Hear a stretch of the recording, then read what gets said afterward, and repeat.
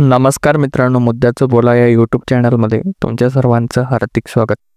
Supreme कोर्टाने बैलगाडा शर्यतीला परवानगी दिल्यामुळे सुद्धा महाराष्ट्रातील शेतकरी आणि बैल मालकांमध्ये उत्साहाचे आणि आनंदाचे वातावरण आहे. या निर्णयामुळे शर्यत शौकीनांच्या आनंदाला उधाण आले आहे. मात्र या आनंदाच्या उधाणाच्या भरात पुन्हा एकदा चुका करून बैलगाडा शर्यतीवर बंदी येण्याची शक्यता आहे, असं आपण ठामपणे सांगू शकतो. महाराष्ट्रातील खिल्लारी जातीच्या बैलांची बैलगाडा शर्यत ही मोठी परंपरा आहे.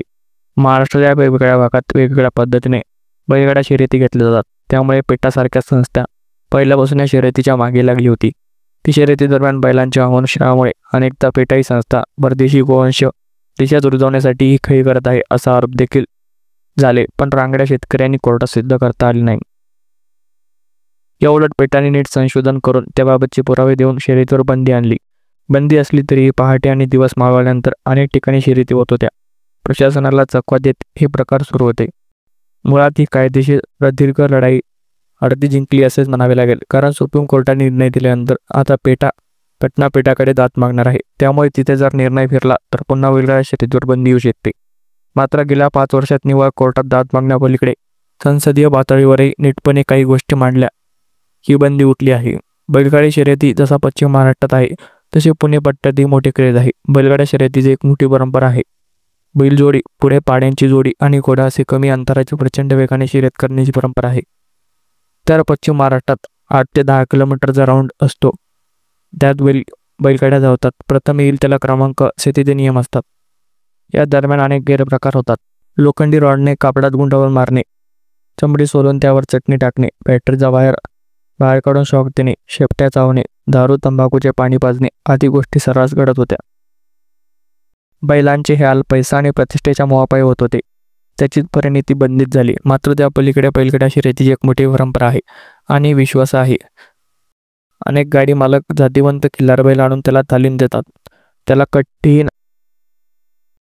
काठीही न लावता केवळ बोलण्यावर पळवण्याची कला अंगी भिनवतात.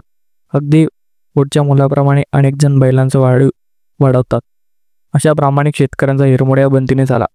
आनंद देणारी शर्यत पैसा आणि प्रतिष्ठेपायी कायदेशीर कचाट्यात अडकत गेली. कालांतराने गाडी मालकांनी महाराष्ट्राच्या बाजूवर संघटना स्थापन करून नियोजनबद्धद्वारे लढा सुरू केला. माजी खासदार शिवाजीराव आढळराव पाटील, खासदार अमोल कोल्हे, आमदार शशिकांत शिंदे यांच्यासारख्या लोकप्रतिनिधींनी हा लढा लढला. आमदार शिंदे यांनी सुप्रीम कोर्टात याचिका दाखल केली, तर अमोल कोल्हे यांनी संसदीय पातळीवर लढा लढला. केंद्र सरकारने संरक्षित 5 प्राण्यांच्या यादीत बैलांचा समावेश केल्याने अनेक गोष्टीवर बंदी आली. केवळ बैलगाडी शर्यतीच नव्हे तर उसाच्या गाड्याला बैल झोपणे, त्यावर अतिरिक्त भार टाकणे हाही गुन्हा झाला. सरळ पातळीवर कोंडी झाल्यासारखी अवस्था होती. मुळात खिल्लार बैलाची क्षमता ही धावण्याची नाही असा मुद्दाही कोर्टात उपस्थित झाला. मात्र बैलगाडा मालकांनी संशोधनाची मदत घेऊन बैल हा घोड्याबरोबर जाऊ शकलो. घोड्यातही काही जीन्स बैलांमध्ये आढळतात हे सहप्रमाण सिद्ध केले. अमोल कोल्हे यांनी तत्कालीन पशुसंवर्धन मंत्री गिरिराज सिंग यांची भेट घेऊन बैलाला संरक्षित प्राण्याच्या यादीतून काढावे अशी मागणी केली.